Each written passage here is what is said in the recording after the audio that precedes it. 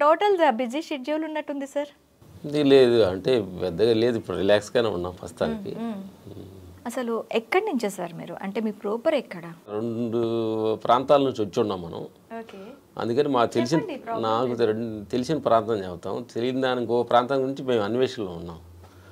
మేము ప్రకాశం డిస్టిక్ కారంచేడు మండలం నందిగుంటపాలెం అనే ఊరు నుంచి బయలుదేరి చెన్నై వెళ్ళి, చెన్నై నుంచి హైదరాబాద్ ప్రస్తుతానికి ఈ ట్రావెల్లో నడుస్తుంది.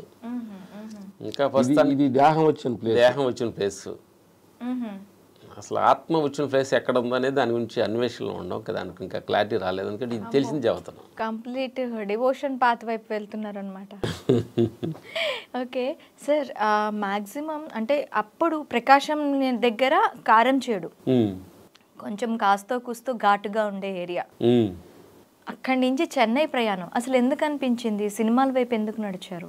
సినిమా వైపు నడవాలని కాదు, అసలు బయటికి వెళ్ళాలి అంటే ఆ విలేజ్లో నుంచి ఇంకొక ఏదో ఒక ప్రాంతాన్ని ఇంకో వే చూడాలి అనేది మైండ్ మాకు క్లారిటీ వచ్చింది. అప్పుడు మ్యారేజ్ చేసుకుందామని మా వాళ్ళు అనేవాళ్ళకి లేదు, ఏదో సాధించాలి ఏదో అనే గోల్ ఒకటి వచ్చింది. ఏంటి ఏమి తెలిసేది కాదు మాకు, చదువు లేదు. మిలిటరీకి వెళ్ళడానికి ప్రయత్నించాము, అక్కడేం పెద్ద వర్కౌట్ అంటే చదువు లేదేం లేదు. అందుకని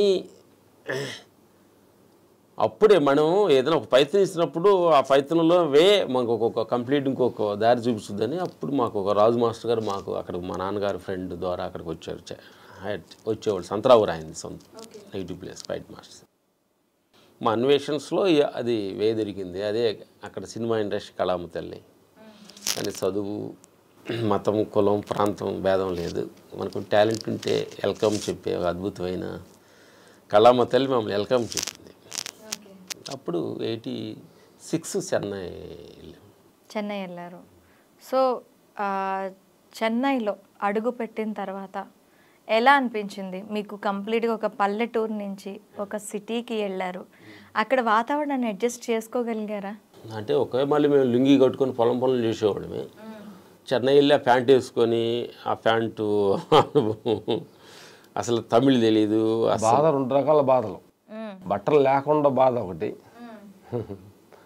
వాడిని ఎలా వేసుకోవాలన్న బాధ ఒకటి. అంటే బట్టలు లేకుండా బాధ ఏం లేదు, ప్యాంటు నుంచి లుంగి నుంచి ప్యాంటుకి వచ్చేటప్పుడు మారేటప్పుడు కొంచెం ఏదో తెలియని అంటే కొంచెం అనేజీగా అనిపించేది.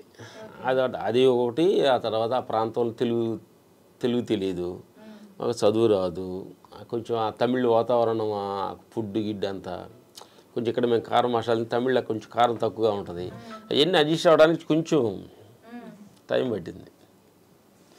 పోగ అంతా కొంచెం ఆ ఫేషియన్సీగా మన దగ్గర ఉంటే ప్రకృతి మనల్ని ట్యూన్ చేసుకుంటుంది, బాడీ ట్యూన్ చేసుకుంటుంది, మనం అడ్జస్ట్ అయిపోద్ది. ఆ ట్యూన్ అయ్యేదాకా మనం ఆ ఫేషన్స్ లేకపోవటమే మనం నాకు అది నచ్చలేదు, ఆ ప్రాంతం బాగాలేదు, ప్రాంతాలు బాగుంటాము. అన్ని ప్రాంతాలు ఒకటే, ఆ ట్యూనింగ్ అనేది కొంచెం టైం ప్రాసెస్ ఉంటుంది. అక్కడ మనం వెళ్ళి అడ్జస్ట్ అవ్వటం కొంచెం ల్యాక్ వస్తుంది. ఓకే, అక్కడికి వెళ్ళారు, అడ్జస్ట్ అయ్యారు. అంటే మూవీస్లో చాలా విభాగాలు ఉన్నాయి, అప్పటి వరకు మీకు ఏం చేయాలనేది కూడా తెలీదు. ఎందుకు ఫైట్స్ వైపు ఎందుకు వెళ్ళారు? ఫైట్స్ ఎందుకు అంటే మాకు రాజు మాస్టర్ గారే తెలిసింది.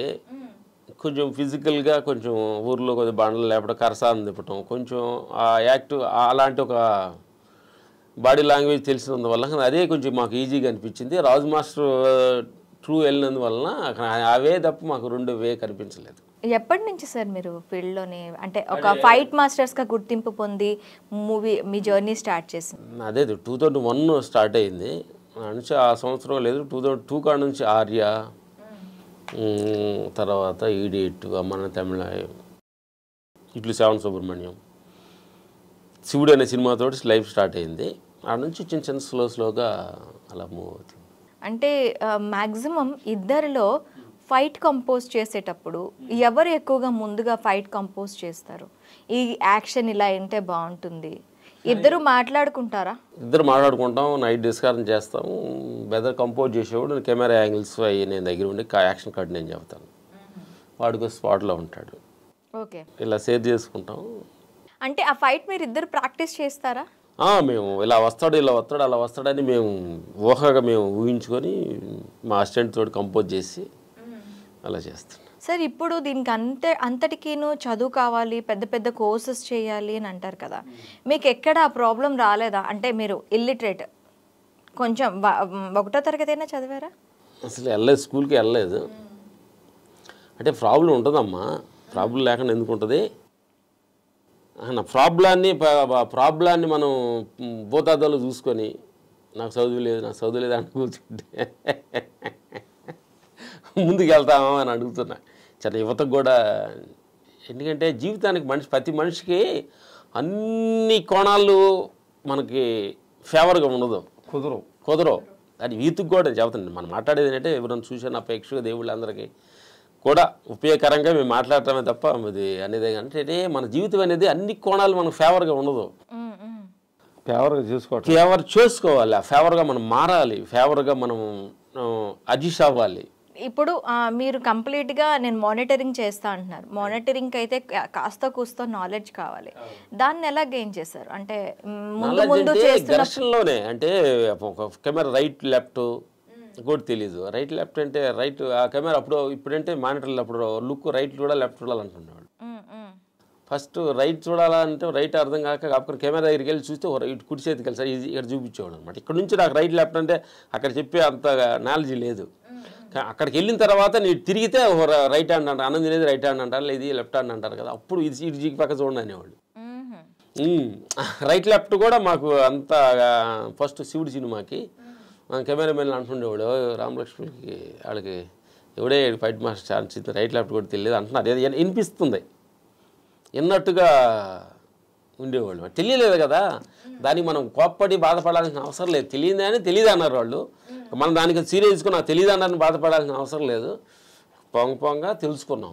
అంటే మీరు అందరూ వీళ్ళు అన్నీ నేర్చుకొని కాస్త కూస్తో నాలెడ్జ్ పెంచుకొని అక్కడ వరకు వెళ్తారు, కానీ మీరు నాలెడ్జ్ గెయిన్ చేస్తూనే ఆ వర్క్ని కంప్లీట్ చేయాలి. అన్నీ సినిమాలోనే తినటం నేర్చుకున్నాం, సినిమాలోనే మాట్లాడటం నేర్చుకున్నాం, సినిమాలోనే పని నేర్చుకున్నాం, సినిమాలోనే ఫైట్ మాస్టర్ అయ్యాం. అంతే